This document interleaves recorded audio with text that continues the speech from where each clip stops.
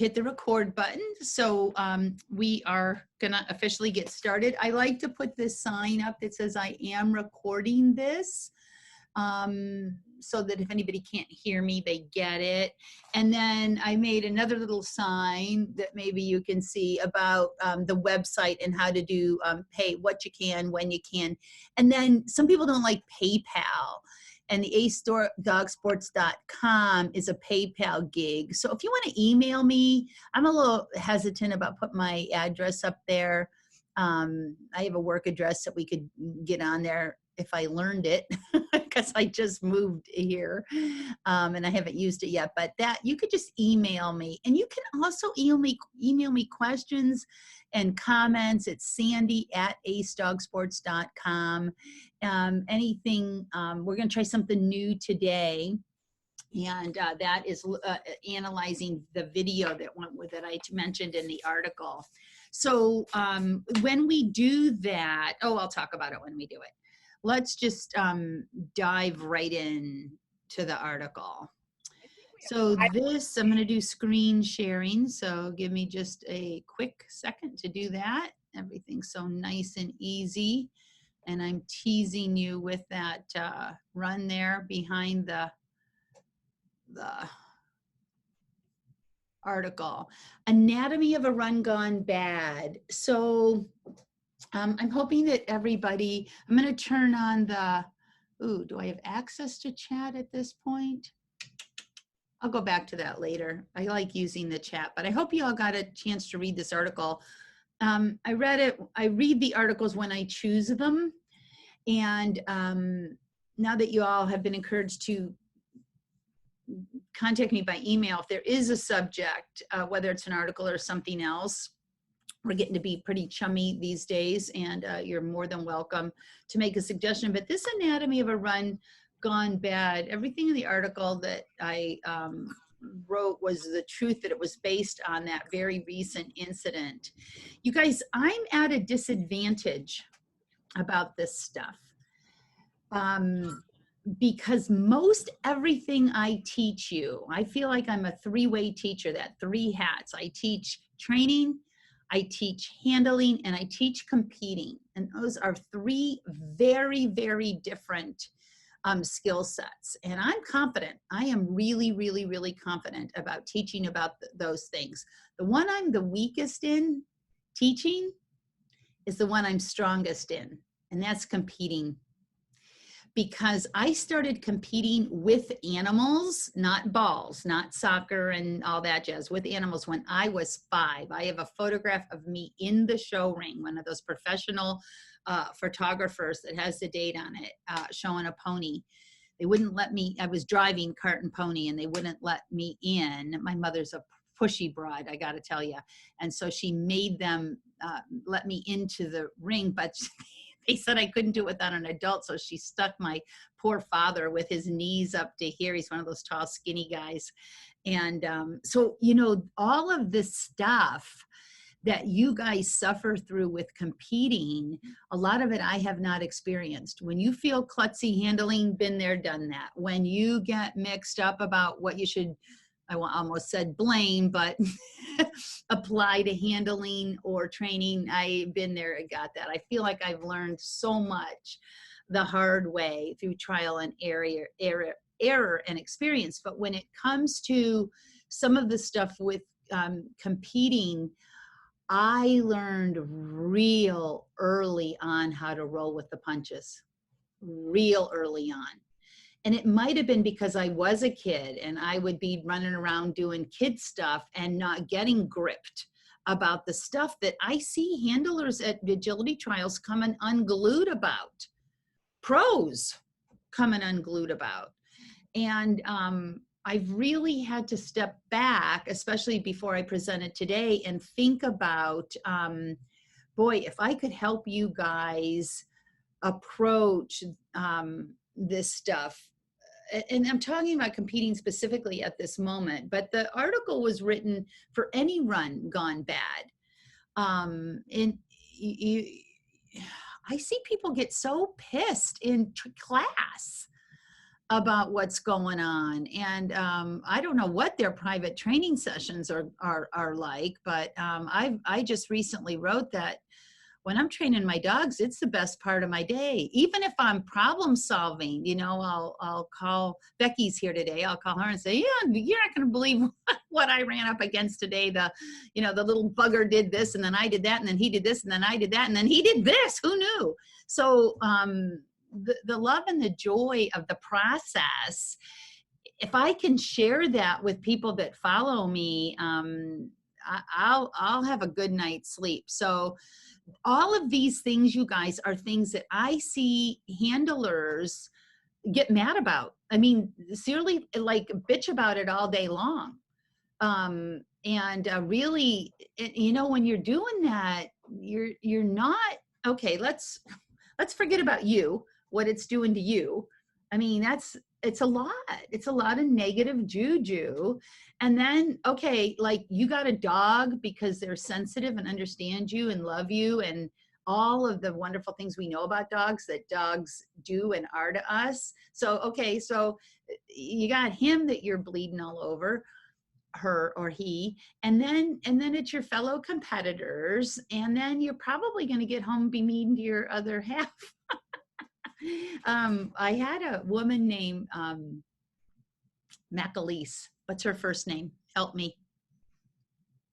I cannot believe I can't remember her first name. Her first name could be Doctor because she is Catherine Macalise. Thank you. And she does like agility psychology, and I think she's the bee's knees on all that. And she came and did a 2-day workshop with me and my students, and she talked about, you go to the show, you better not be bringing home what's raggedly left over to the folks at home, because you know, they're going to not want you going to the dog show. So this is a pep talk.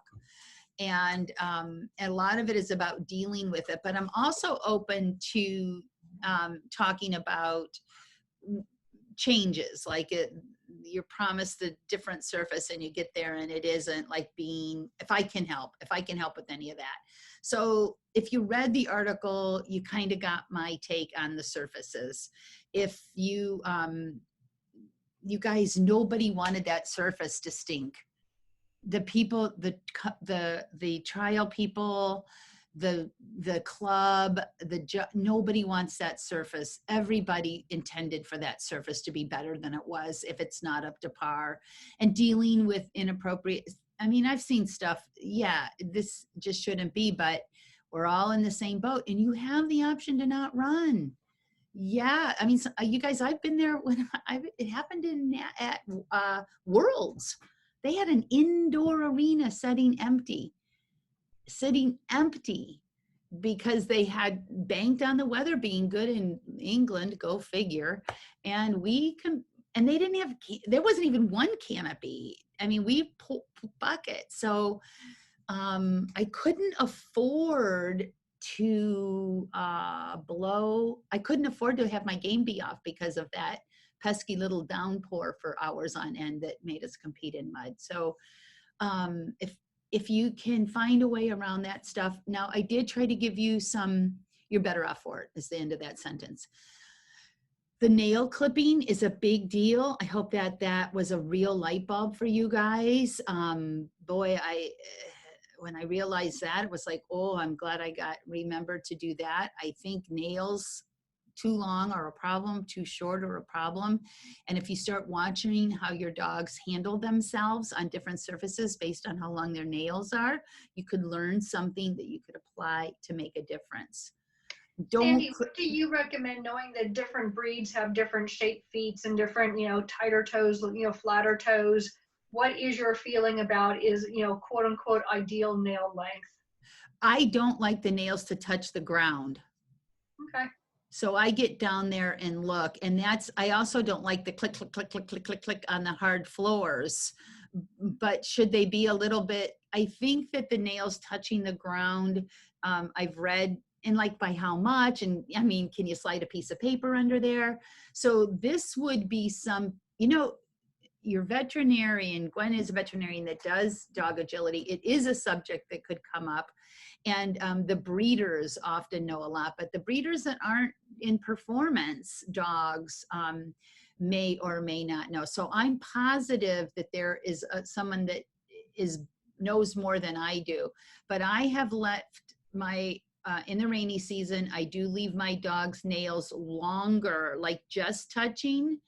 And who knows, but I have felt it's made a difference. Was that a good enough answer, Gwen? Sorry. I mean, I think it's up as far as the shape of the dog's feet and what the nail, I think it is very, I feel strongly that it's a breed thing. Yes, And I mean, and I think you did a great job. It's just one of those, so many people ask, and, again, we talk about surface and we talk about what they're doing and what sport they're doing. And, it's just something I've never discussed with you, in particular, as far as was your opinion different than mine based on watching and experience and being in this sport a whole lot longer than I have. And that's why it's like, wait a second, what does she think is ideal? Since I know what I think is ideal, but what do I know? I can tell you the times that I've had a problem on course that I thought, could this be a nail problem? My dog's nails were short.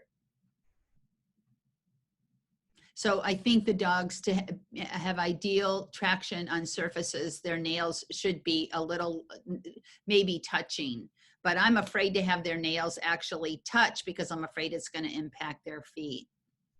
And that's just me. So anyways, yeah, think about it, you guys. Unfair disadvantages. This is something, boy, I had some students, it was so funny because I heard about this big brouhaha at a show secondhand, and then it turned out that like everybody was involved was an ACE dog sports student. So that was cool because I got to talk to everybody, like, what were you thinking when you melted down at the show? What was, and usually there is one very innocent party. You guys, yeah, have a heart. So the shit happens, and kids do drop hot dogs and timers. And I always think about the Olympics, when the Olympics are having television problems and you've got these skiers that are stuck up on the hill and they can't whine, but I did my prep. I mean, I'm sure they want to, and I've competed where there's televisions involved. And I can tell you right now, Animal Planet doesn't give a rat's ass how ready you are. All of the Purina Incredible Dog Challenges, those are all on, all filmed for television, and you're at the mercy of the cameraman. So if your dog is very, very sensitive and your dog relies on a necessary routine, I'm not saying that dog shouldn't need that. That dog should be blah, blah, blah. And I'm not saying that your routine, you're just thinking too much about that routine. It means more than you think, or your dog blah, blah, or you blah, blah. If your dog relies on the routine and you don't get to have it, your run may not go well, period, end. And learning how to be a, oh darn it, I hate it when I can't find the word, gracious competitor is kind of fun. So I always go back to, if the Olympic athletes who are pouring 4 years of training into 1 3-second, did the water make a splash when they hit the pool or not, I can rise to the occasion of what it means to be a competitor at a competition. So it is learning. I just flashed on the words learning how to overcome adversity is part of the gig if you want to compete. Lack of training, you may laugh at this. I kind of think of lack of training as the best go-to.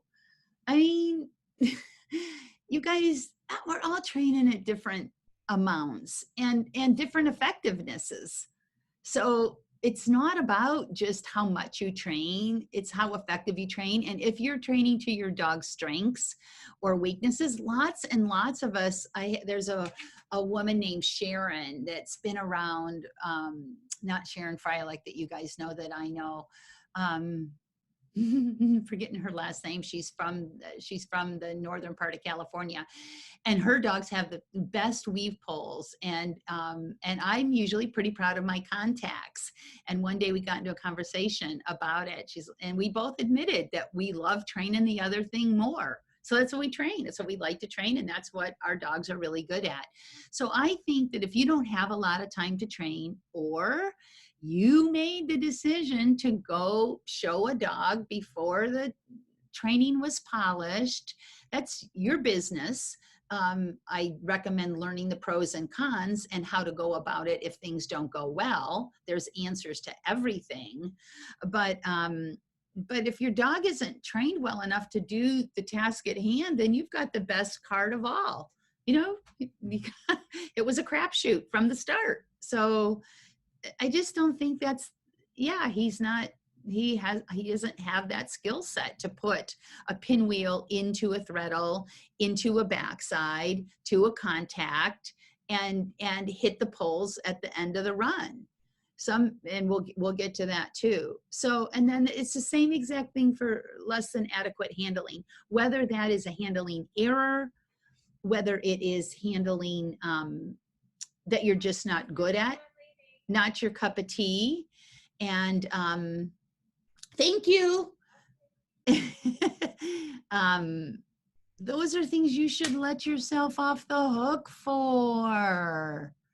That's not my strong suit. Like I have little favorite things like SERPs to rear crosses. I want all my students to be able to just do SERPs to rear crosses, because there's this sweet spot where you're just ahead enough for the SERP and just enough behind enough for the rear cross.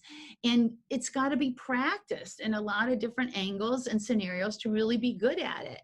And a lot of people will stand on their head to not do a SERP to a rear. They'll do something else to not get caught trying to attempt something that they haven't perfected. And we talked about this in past weeks too, about making that decision. I want to try the thing that I haven't perfected. But I do think when you're trying the thing that you've never done because 6 world team people just nailed it, that's when, when I hear, well, he should do it. I think he'll do it.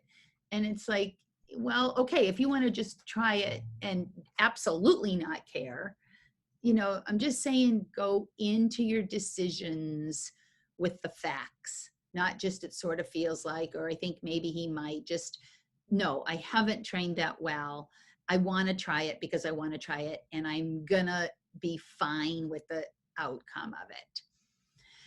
So 3 hats I've talked about before, and I just talked about, again, the handler aspect of our sport, the training and the competing.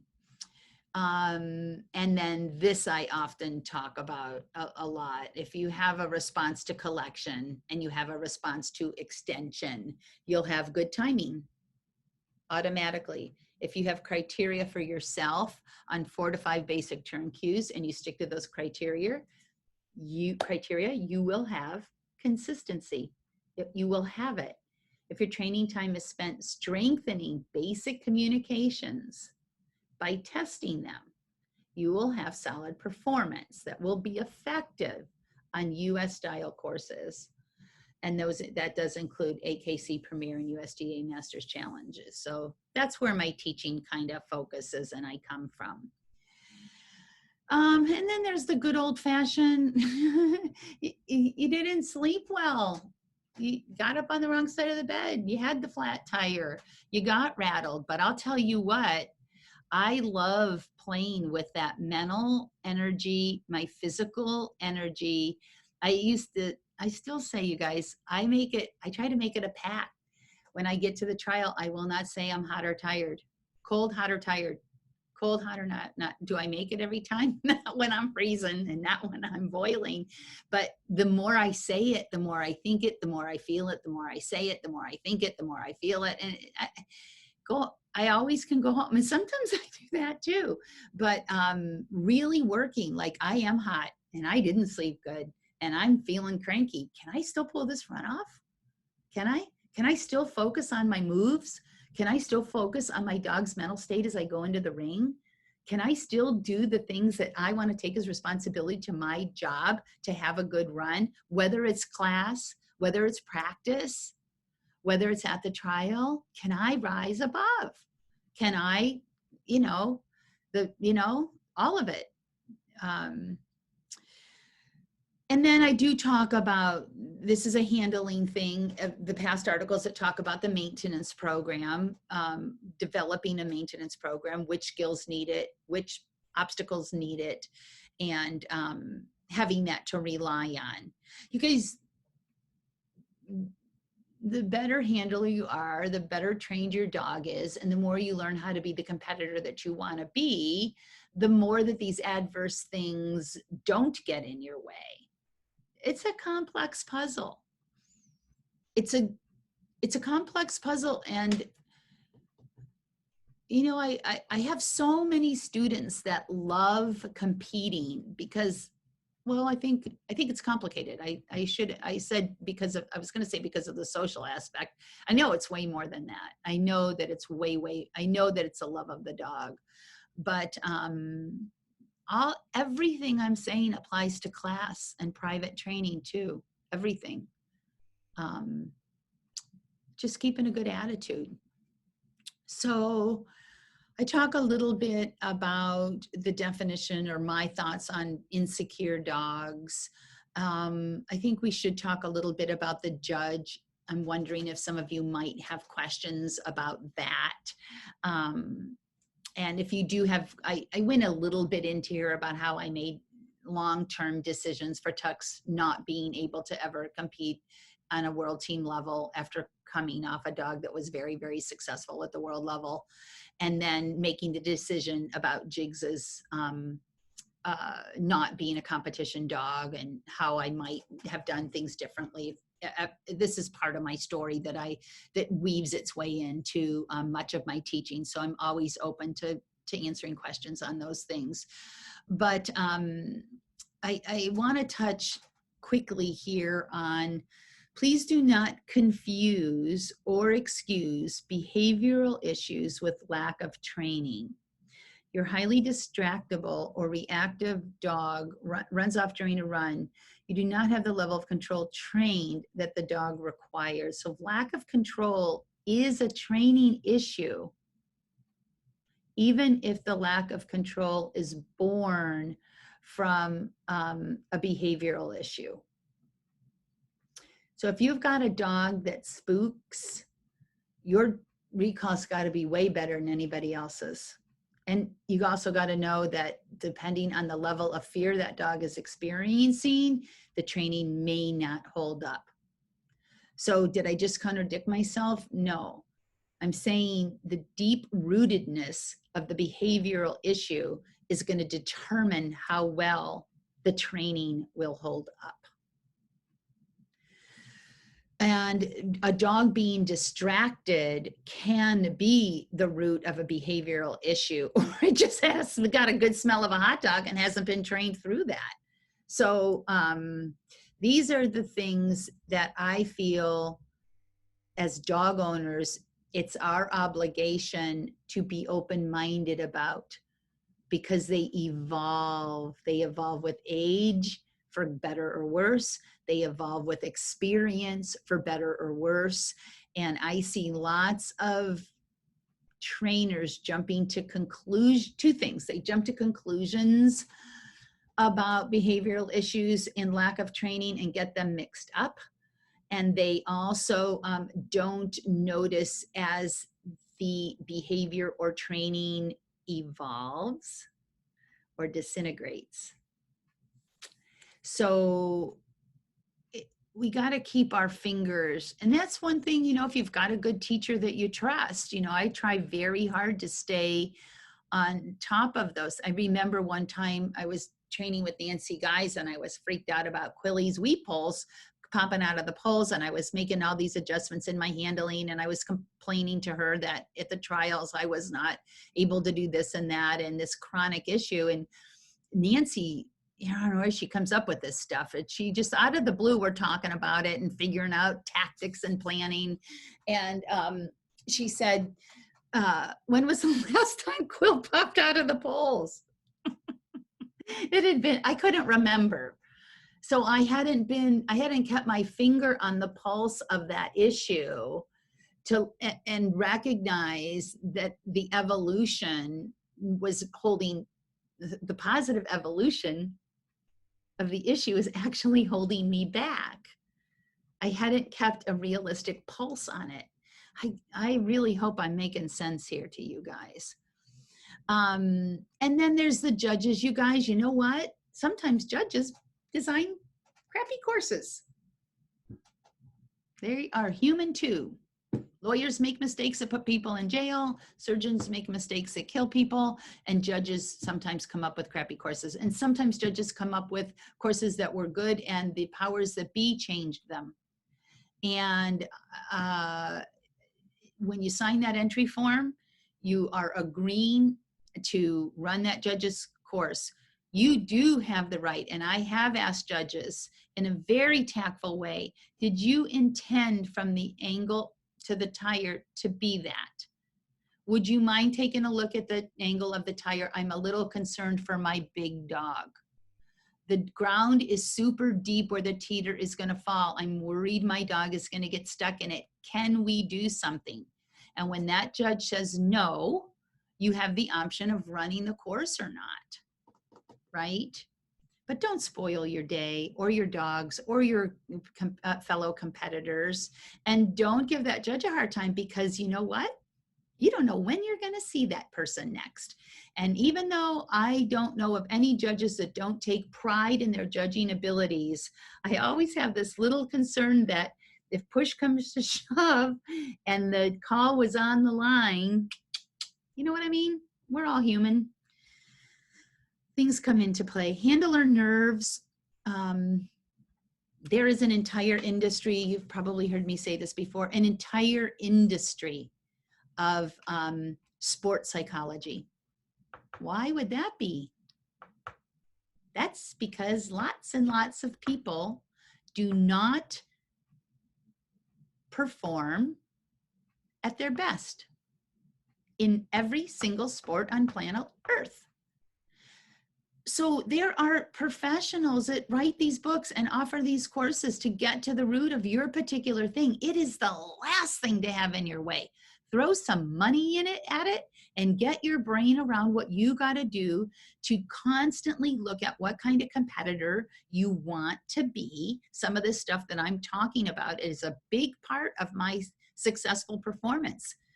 Ashley Deacon gave a lecture once. I've mentioned him a couple of times in his lectures where he hit that head on. And you guys, sometimes, I'm going to be really honest with you right now. Sometimes when I'm at a big event and something like big has come down, like there's some major thing that should not have happened. The organizers didn't want it to happen. It happened. And I'm just watching those people that are wound tighter than a drum getting ready to run finals crumble. They are letting those situations get the better of them. And I'm just like cooling it down, girl. I am just like focusing. What am I doing after the polls? Will my hand be up or down? And I just can pour myself back into that course, back into that plan. And I'm just, and tell you what, that day in finals or your mock run or just a run, you guys, we should be, I'm not saying gripped or upset or making it bigger than it is, but when you step out in class, when it's your turn and your dog's turn, it's your turn to do well. It's your turn, man. It's your turn to help your dog and handle well and be focused and forget. It's a gift to forget the smoke and the election and the COVID. Lord knows we need it. So, you know, I want to encourage you to have this wonderful thing that I have taken advantage of time of looking into those two round eyes and that little tail and saying, I'm giving you my best right now. And it's too often that I compare to nationals. it's not. I don't know why I go there so much. I wished I wouldn't, because when I step into any ring, any environment, and even at home, you know, if I don't take that minute to look into my partner's eyes and say, how good can we make this next thing we're going to do together? You know, what can I do to help you take these jumps as fast as you can and turn at just the perfect radius to be lined up for the next jump? So handler nerves, go for it. Do what it takes, you guys. There's so many people handling that stuff. I think it's easy. I think whether it's nerves or judging yourself against other competitors or feeling this or feeling that negative emotion around your relationship with your dog, your relationship with your instructor, your performance in general, wherever that is, the things you loved agility, you got into it for the right reasons. You loved it, fell in love with it for the right reasons. So if there's something spoiling that for you, identify it and get it out of the way. A poor plan. So a good plan executed with confidence will have a higher success rate than a poor plan executed without. And as an instructor, I have to be careful when I'm cramming what I want people to do down their throats when they really wanted to try something else. So I encourage you to be honest with your instructors when you do really want to try something else. I always encourage my students to be careful around the old, well, I would never do that. I don't want to do that in class today because I would never do that in competition, or I would never be there, or I would never be there if this was the next thing. You guys, judges are clever, clever, clever people. And whatever you think you may not have to do from a certain position, there is a judge that can design a course that puts you in that never, never land. And you do actually have to execute that particular turn from that particular position. So, and just because your plan doesn't work does not mean that it was a bad plan. Execution could have played its part in the bad plan. And just because it worked brilliant and you won doesn't mean that there wasn't a better plan. So I'm always thinking when I don't get what I want on course, was it the plan or was it the execution? And I can't always tell. I mean, at my stage of the game, I normally can. But when I take my students down the road, which means I'm going to torture them with about 15 questions, like, well, and then, and what does that mean? And then what does that mean? And then what does that mean? And then is that training or handling? And then is that training or handling? And is that result in training or handling? We should be able to tell that's what I want you to be able to do at the end of your turning class or the end of the running competition. Was it a good plan that someone else could do and you're going to aspire to do? Or was it just flat out not the best plan? And I almost said too difficult, and I don't mean that. Some dogs, through structure or injury, have a way they turn better. And when you're planning, this was a whole nother subject about, and Suzanne that's here tonight, we've talked about, she would like to do more stuff like this about analyzing courses and how to come up with plans. Because at the end of the day, if you know what side of the dog you want to be on at every obstacle, it's to my advantage to have my dog on my left here. It's to my advantage to have my dog on my right here. It's to my advantage to have my dog, like if every obstacle was the beginning of the course, or the second or third obstacle in the course, then it's just a matter of how the heck am I going to do a side change? And that can get easy. So, and then obstacle sequence I want to talk about a little bit. I've known dogs that had loved certain obstacles or didn't like them, and I've got no exact science on this, but if the dog, say the dog really struggles with the teeter or the poles, those are the two common ones. I've seen dogs, if they see those obstacles early in the course, they don't run the rest of the course well. Because it's like, oh, here's that thing. I had that thing is hard. I'm not good at it. Mom's never happy when we're around it. And then it tips the scale to this isn't fun. I've also seen dogs go, whew, it's over and it ain't coming up again. And it's to the handler's advantage if they get that unloved obstacle out of the way early. It's like, yay, no more teeters. Teeters done. I got through it. And they lighten their load, their little emotional load, and they run fine. And then I see dogs, oh, I haven't had it yet. I haven't seen it yet. It's coming up. It's coming up. It's coming up. It's coming up. I don't know how to study that, and I don't know how I could ever prove it in court of law, but I have seen it be consistent enough with enough, it'd be a handler coming to me, and I'm like, I don't know, come on. And then I watch, and they show me tapes, and it's like, I see a pattern here. So that's about brainwashing that dog to love that obstacle more, or doing a little bit more caring on the emotional side until that dog does face that, or starting out with a little more emotional support, or whatever you need to do to possibly influence that dog.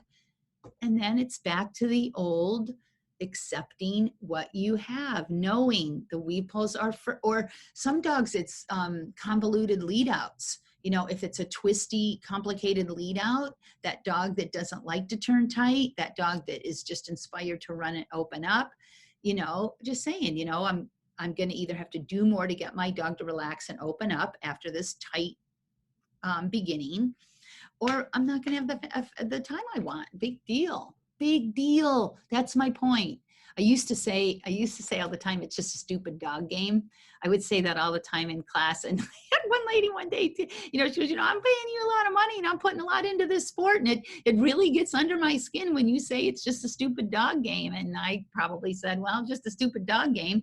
And I don't think it's stupid. You guys have devoted my whole stupid life to it. But in a way, if you get where I'm coming from, I think what I'm talking about is if you take this stuff too seriously, you can ruin the sport of agility for you, your dog, and or us innocent bystanders at your mercy. So let's talk about the run that I wrote about and this learning history. This was only a year or two ago. And I said a day here, and I wrote in the thing, I said until the sting went away. And I really said to I'm an analyzer, unless you couldn't tell. I like to analyze. And so when I look at a videotape, I can see what happened. You show me your videotape, I'm gonna tell you what happened. I look at my videotape, so I left that run and sprinted to four-legged flicks, because at nationals, they have your videos up immediately. And I couldn't tell. And it drove me crazy. So I thought, okay, Sandy, this is your turn to learn the value of the lesson. Shit happens. Stuff happens. He's a dog. You're a person. But that would mean we made a mistake. That would mean I made a mistake because I'm human and I didn't. And it would mean he made a mistake because he's a dog. But what he did was done with intent. He was sure. In his mind, he was not making a mistake. And it wasn't until I was in that class looking at all these, and you guys, there was course after course over those 5 days where the dog exited a tunnel, threadled a 180, and did a backside. And if you didn't threadle the 180, you had to T-bone them or cue them, whether it was a T-bone or not, off of the bar to take the backside. So what I'm saying is and that's why we did so good. That's how we made finals. That's why I got third in team. That's why I placed in most of the classes, because I had this really hard skill. And guess how I had that skill? I'd been practicing it a lot. I wanted that skill when I hit nationals, and I had it. So any questions before we look at the run? Any questions about any of this stuff? No? You're inspired to be little Pollyannas every time you train your dogs. Okay, let's look at the run. And Okay, so now you're coming into Sandy's world of video analysis. So when someone has a question, you should probably interrupt me, because what happens to me when I do this is I go into a trance-like state, and I can't stop noticing stuff and freeze framing the video.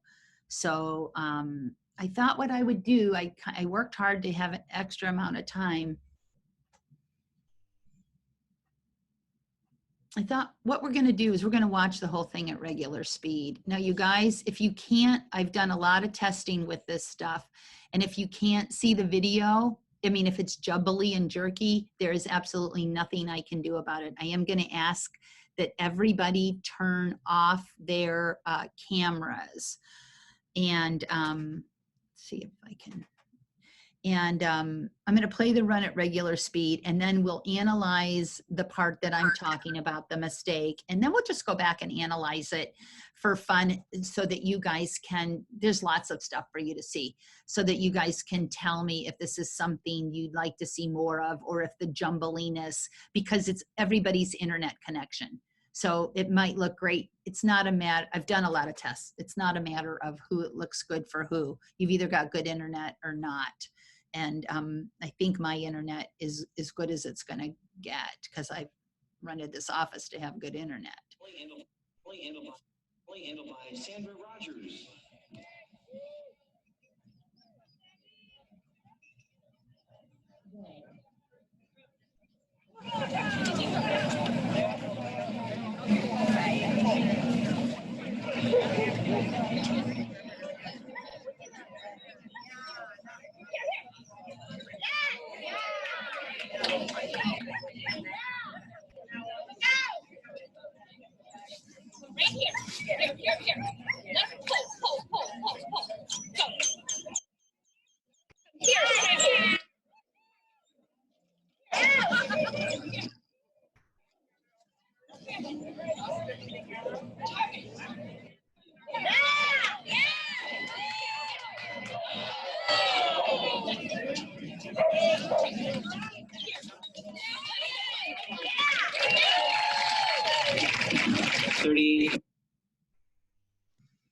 Okie dokie. Can you hear me? Yes. Okay. So that was Tux, that was Cynosports. And so what happened here, class, is I want you to understand everything. This is anatomy of a run gone bad. I want you to understand everything that happened. And then for me, in my experience, and then we're gonna look at what actually happened between the dog and I. Can you see where the judge is? Yes. I had wanted to layer that dog walk, and I was so excited. This course was designed for me and my dog. When you walk a finals course and you're like, oh my God, because if I could have run where the cursor is now and layered the A-frame, I would have been right here, and I could have just called Tux into that tunnel. And I was so happy and confident and thrilled with that plan that I didn't walk anything else. I spent my whole 8 minutes rehearsing that to the nth degree. And then I did what I always do. I got my dog ready and I sat down and watched. 2 other people tried that move. Only 2. Lonnie Ellison was one of them. And the judge completely blocked their path. And it was something I had never thought of. So then I got myself a little wound up. Should I talk to the judge? Should I tell her before my run? But what if I leave Tux on the start line? How am I going to do that? Am I going to approach her between jump heights? Am I going to leave Tux on the start line and then run out and talk to the judge? And he's pretty amped up at the end of day 5 finals. And I mean, could he break? Sure. So I didn't know how to handle it. And so I did what I have done before. I went to every side of the course for 2 hours and I learned exactly what I was going to do on course without having walked it. So that is like the last place you do not want to have that happen, but it did. And I got my brain wrapped around it, and I got my chi on, and I got myself together, and I realized that I was going to have to run something in finals at nationals that I hadn't walked. So, and I had to run way faster because you absolutely had to beat them. A lot of dogs went straight into this blue tunnel here. I hope you can see my cursor. I'm trying to make it obvious. So I had to beat him on the dog walk, which is hard for me, especially, thank you, Mr. Judge, with a rear cross here. And you couldn't, Tuxedo loves the dog walk more than anything. And I'll go back and show you my rear cross position. So I got the front cross pretty well done. And there was a strong lateral motion as he went in that did have a little bit of decel, which could have promoted him to turn tight. But the line, this tunnel did go to the backside. And these two jumps, this is a wall jump if you don't recognize it, and this is a regular jump. There wasn't a whole hell of a lot of space in between those two jumps. And Nancy Guys also used to say this to me. She'd say, well, how hard would it be to get him through the middle? Well, it would be hard. It would be hard to get the dog to do what my dog did. But we had seen it.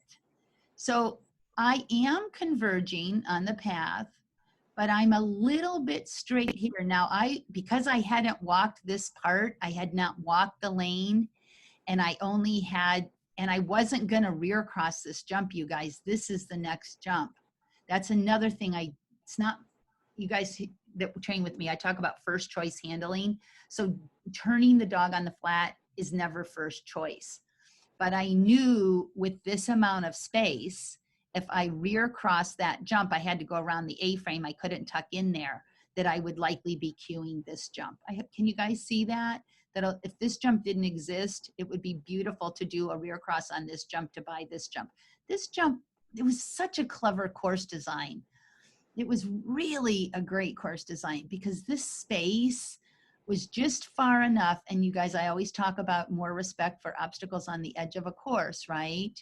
So I couldn't converge in. I wanted to exactly parallel that path and keep going straight, do this jump entirely on my right, turn the dog on the flat. And this is also where I started getting picky about whether I say here or tucks, because I did call tucks in the tunnel. And tucks after this run means keep your eye on me for further notice, where if I had just said here or go, those are all bar commands now. So my path is good. I'm ahead. I don't want to be ahead any further because my next move is going to be a rear cross. And all he had to do was take this jump. Somebody needs to turn their mic off. But because of that learning history where we had done these splits a few times, and I don't have my offside. In fact, both hands are down, and maybe had my hand been up, these are the things I'm talking to you guys about all the time. Maybe that would have been the one little tiny thing. Hand down means stick to me. I'm way more persnickety about these things. But look at him. He was sure it was the backside. He's changing lead to go. And this is experience, thinking on your feet, that you could have a dog that close to a bar and keep them off of it. So in team, where a refusal is just quote unquote a refusal, that would be fine. And I think I placed 6th when I would have been eliminated. So if you know, the line in the lane were good. My hand was not up, but I watched the run a lot of times. Let me do this. I watched that run a lot of times, and when when I ran over to him, like he's running right at it. He's running right at it. It's a little hard to tell. I'm paralleling the path. The line is set, and I'm like, he should have taken the jump. And the only thing that really makes sense was that learning history, that we had rehearsed that before going to the trial. and that we had done it several times in that competition. So I'll show you just one, well, I'll keep going.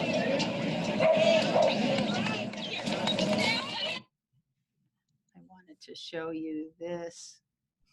So I have quit. I mean, that's a heart sink, you guys, when you nail a run to that level. I had one little bobble up there I can show you, but, and this was one of the rare national events that some of the really top dogs that can beat me any day of the week with their eyes closed didn't make finals. So, you know, there's so much that goes into it. So I had a shot at winning.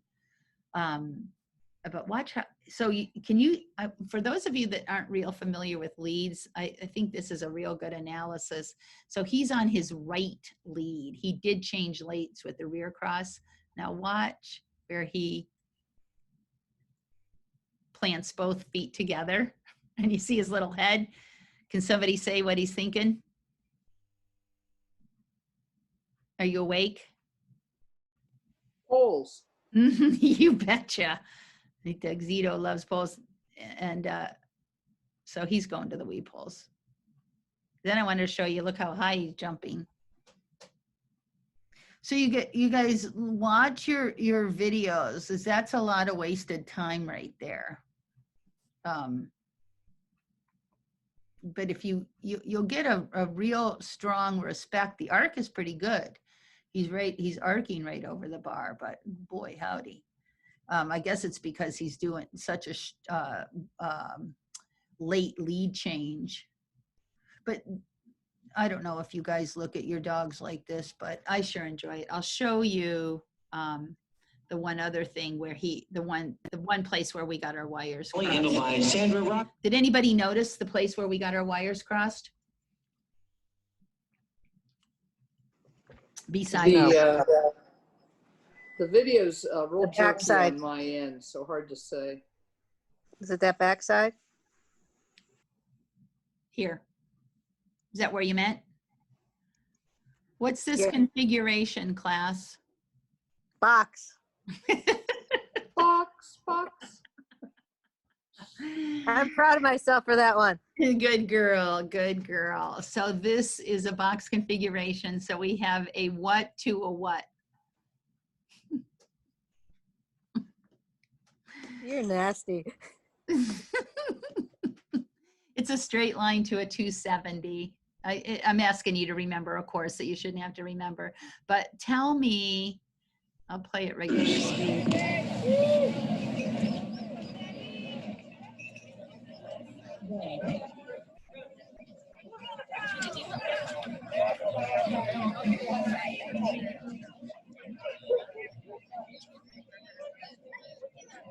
That cue might have been a little bit late, but I was very, very worried about the rotation on the triple. So, that, again, you guys, this judge making the tire first with a long lead out, and then the triple with a front cross. So normally I would tell my students that the front cross should be done, but I was afraid of that triple. And this space was enough. And as I'm facing him, he knows the turn is coming. So I got that turn is just fine. But somebody tell me, now my offside hand did come up. The path is correct. The line is correct. And can you see how far out this hand is reached?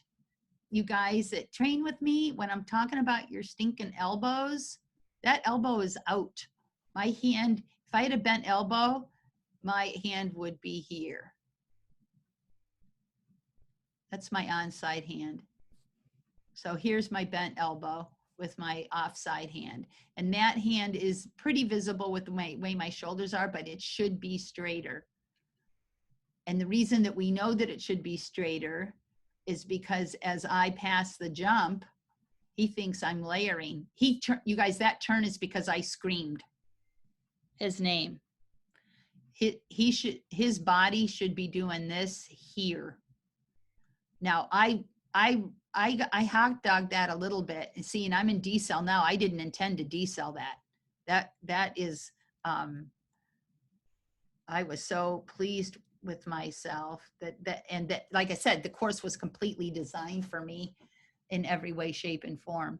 So that to, for that to happen was a bit of a, it's not a refusal in USDAA. I don't know if it is in AKC. I don't think it is, but he's pretty far past. That's, what did you say, Becky, a second?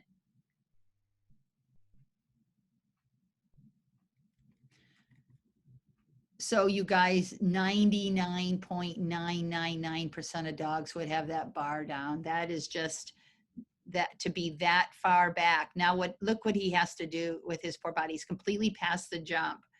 And now he's jumping it towards the teeter and he's got to rotate back. Look at that dog. It's, I don't know if it's jerky, it'll be hard. So maybe I'll quit with all this. And I'll let you, it's a few seconds, so I'll just play.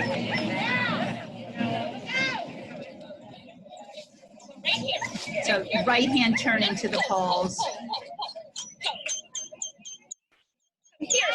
And a blind cross to the teeth after the teeter. Rear. To a front cross.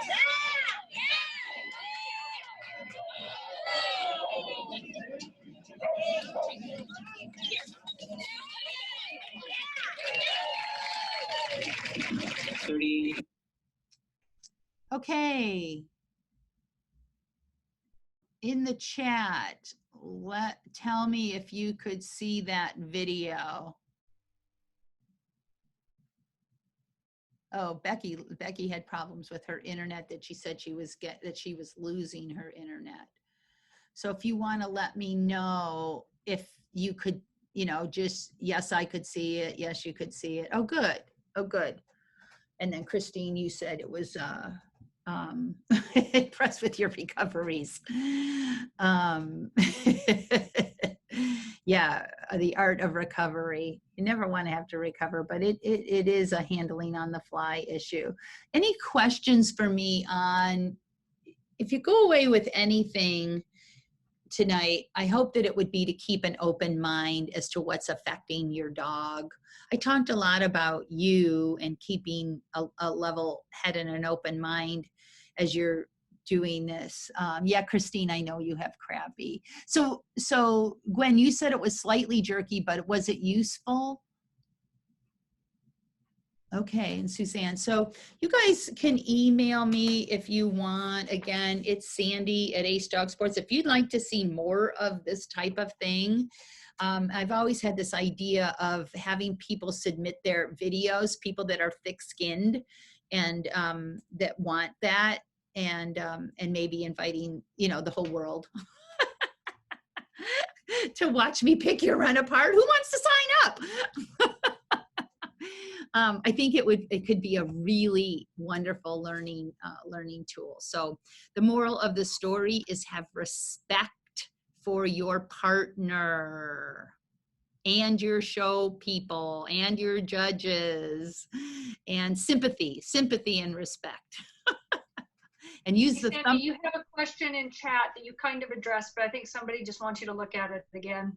Thank you. Why would you not tell the judge the path you wanted? It would be the opportunity to do it. Like, was I going to actually stop the show and interrupt the judge during finals to say, hey, I need you to look out for me? And then here's what really got, so you guys, I'm just one of you. Please know that I'm just one of you. All of the stuff that happens to you guys happens to me in just the same way. I've just done it. I've just done the hard stuff more times.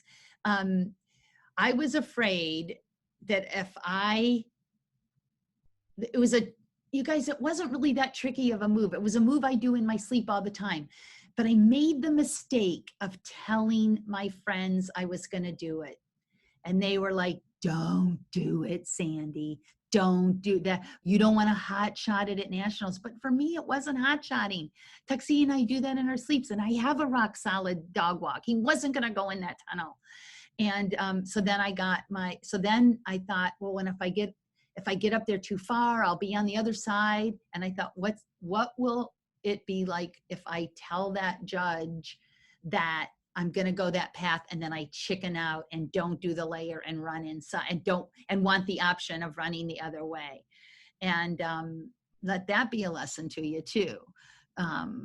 So there was that. So that's a little, thanks for the question, because that was another little inside piece, and I didn't know how to do it. I wasn't comfortable doing it. And I thought, what if I do it and then I don't do it, and what, the sun won't come up tomorrow and the judge will hate me forever? No.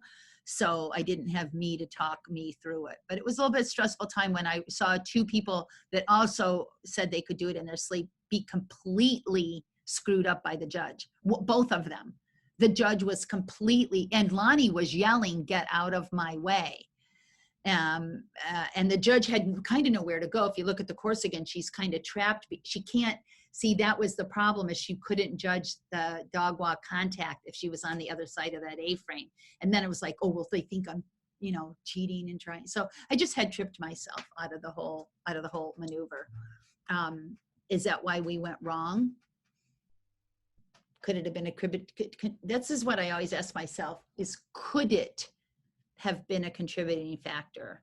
That's the question. That's when people talk about whether or not they're going to do body work. I won nationals once by 1/100th. Could those 6 massages have made the difference of 1/100th? Well, sure. Who could argue that? We don't know. We don't get to know. We just try to do our best. Bye, you guys. Thank you so much. Thanks for coming. Any other questions as folks are leaving? I'm available by phone and email, and appreciate everybody's support. Bye. Sandy, you're making me more of a competitor. I would have run that judge over. The thing of it was, is if you had a bobble while your dog was staring at that tunnel, Yeah. if you, and the people that Lonnie did run the judge over, but he couldn't recover to handle. That makes sense. Yeah. And, it throws you, Yeah. So, and then it throws the dog. So the people that, 2 people ahead of me tried it. They both did have an issue with the judge, and neither one of them saved it. And I got it. But you guys, that's when I normally would say to myself, but they're not me. And I'm not going to do that. And I will do it different and better. So, but at the end of that 5-day event, you're just a little bit raw around the edges. The main point is, you guys, is I came up with a way to not be pissed and to not blame anybody or anything. And to say, my good training caused me my trouble. And had I layered that and had the same problem that the other 2 people had for the same reasons, in the same circumstances, how smart would I have felt then? Oh, you watched 2 people do it and you did it anyway?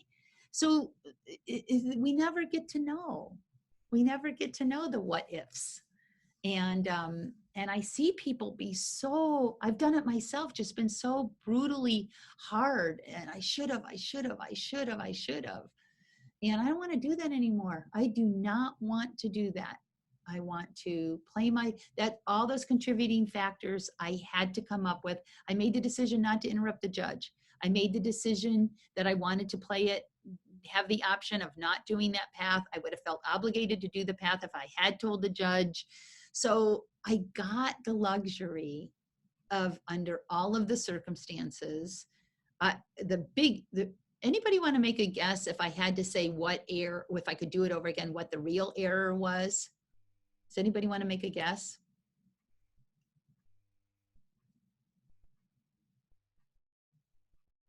I said it. I'll guess, not keeping your hand up.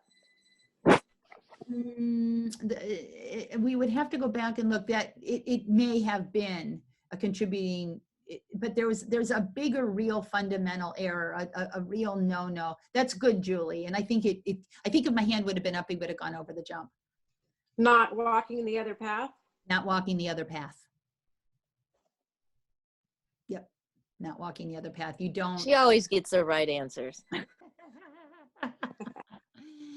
Because two things, she listens really good. It's mainly, it's because of the level of competing she does at the, and with the horses. I think, Jen, I could be wrong. Sorry. No, I shouldn't speak for you. I think you're right. It's just coming Like at, you have been competing with animals forever. yeah, it's just that lifelong, there's just do's and don'ts that you don't fall victim to, and not walking. I mean, I was just like, wow, I'm not going to have to walk both paths, I'm so sure. And you just don't do that. But, and Julie, that it wasn't meant to say that, Jen listens more than you do, because you're picking up on everything, because you beat her to the punchline tonight on one of them. But the hand not being up was definitely, may have been the reason. So those are actually two different mistakes. That's what I was talking about through the whole thing. There's the possible handling error, or we could say, yeah, it might have been different if her hand was up. It is the thing that we could find. So we have to make it relevant. And then the overall planning, right? Those are I love putting accomplishments and problems into these categories of, was it a handling thing? Was it a training thing? Was it both? Was it a competition thing? Was it a strategy issue, which I would say is based on competing, and all that jazz.